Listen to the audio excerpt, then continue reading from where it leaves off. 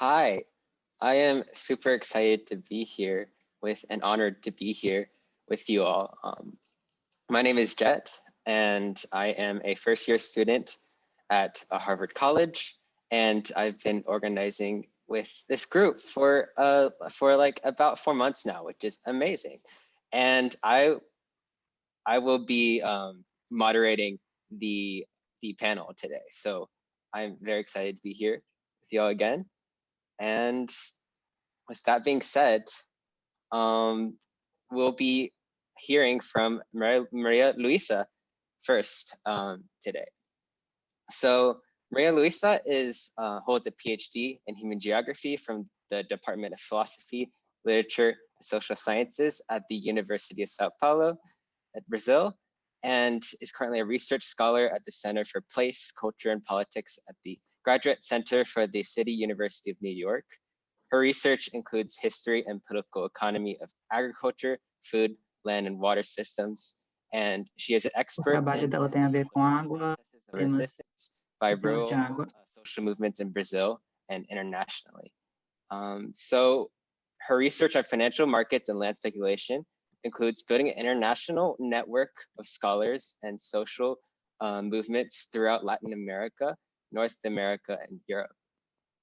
She is also the founder of Rede Social, which is an incredible organization that has helped us a lot in our campaign and is our connection to the people on the front lines in Brazil. So I could go on about all the incredible things that she does, but with that being said, let's just hear from her and hear from her presentation about what exactly Harvard is doing in Brazil and in other countries with the land grabs.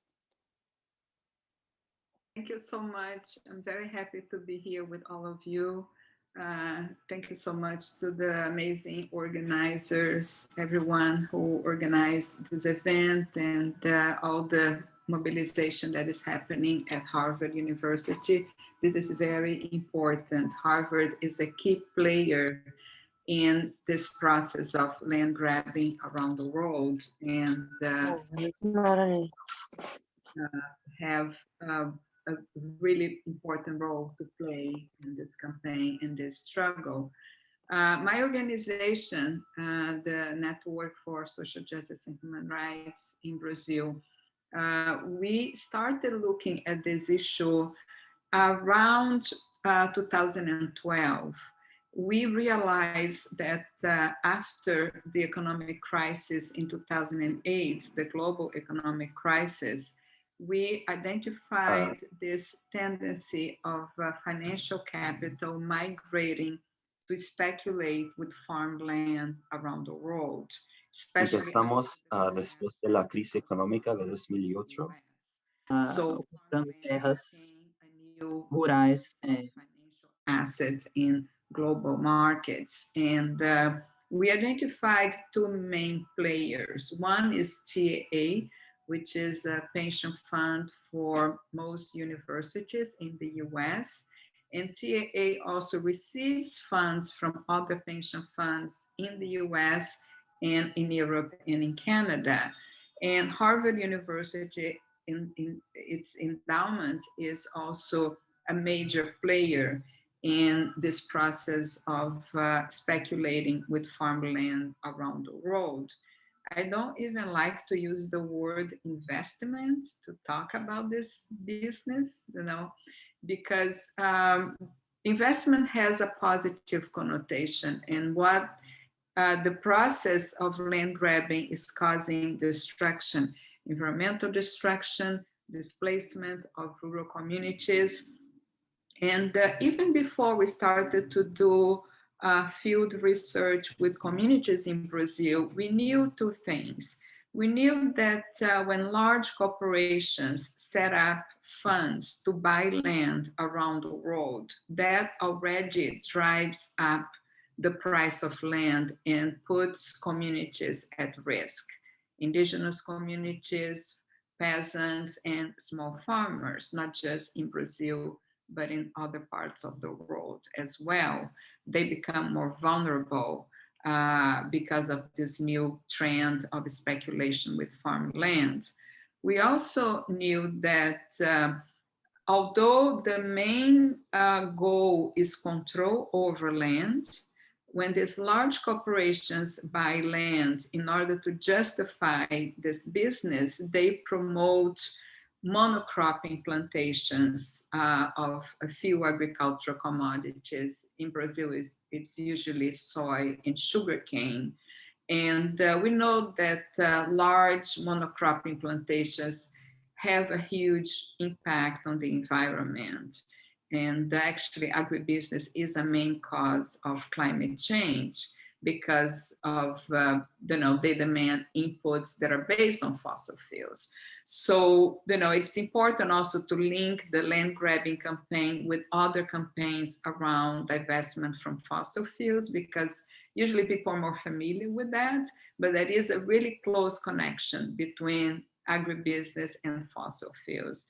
And so when we talk about this issue, we are not only talking about protecting communities in Brazil and in other parts of the world. We are talking about issues that have to do with, general crisis that we face today, the environmental crisis, the climate crisis, and we can trace, what is driving this. So definitely we know that financial capital, endowment funds such as Harvard's endowment funds and other pension funds, international pension funds, are driving this process of this destructive process of expanding monocropping plantations to produce just a few commodities. We are not talking about the production of food.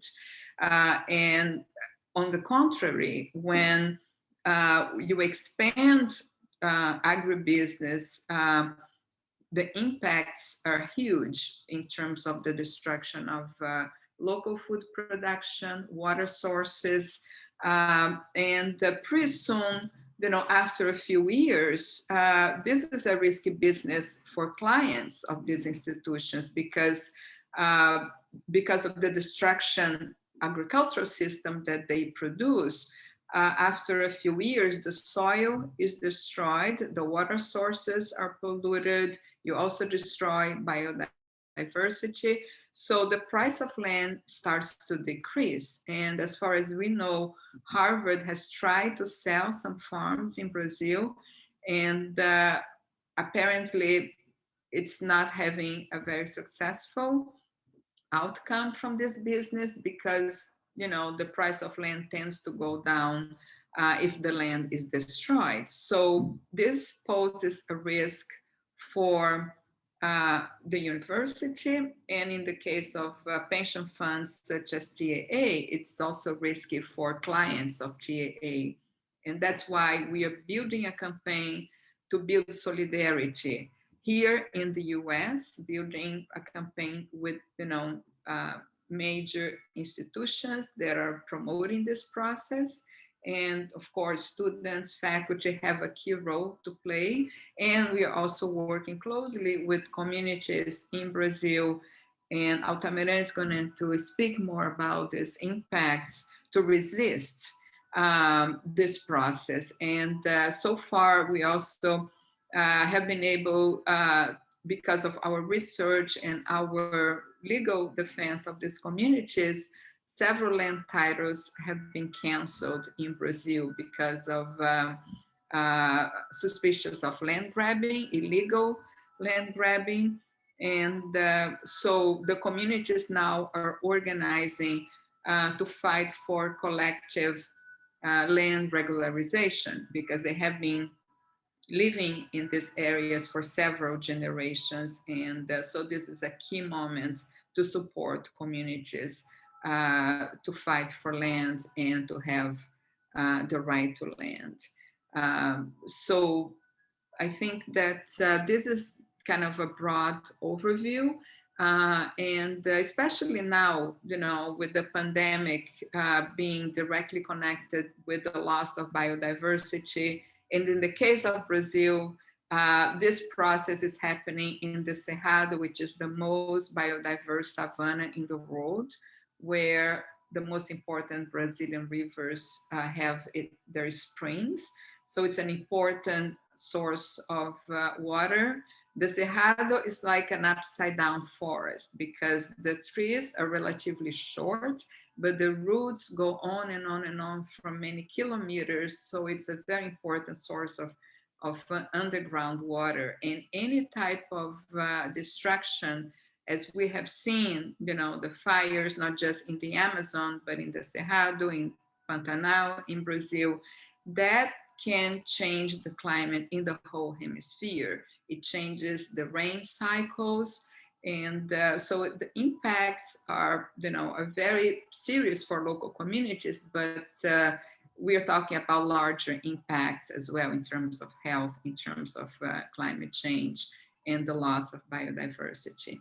So thank you again for this invitation. And so Altamira will talk more specifically about the impacts on local communities.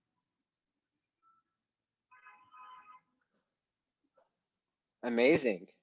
Thank you so much for giving us a brief overview over the destruction that Harvard is playing a role in these communities.